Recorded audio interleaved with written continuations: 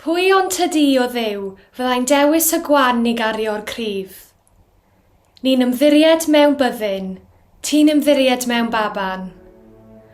Mor syml, mor syfrdanol dy weledigaeth, canis bachgen a aned i ni, mab a roddwyd i ni, a bydd yr awdurdod ar ei ysgwydd.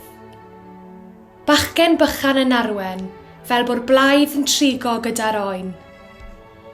Y llo a'r llew yn cydbori, a'r fuwch a'r arth yn gyfeillion. Baban mewn preseb a'i law, ac uwch ei ben yn plygu y tlawd a'r cyfoethog, gwerin a bonedd, bugeilied a doethion. Pwy ond tydi o Dduw defnyddiau blentyn sugno i ddwyn y pell yn agos.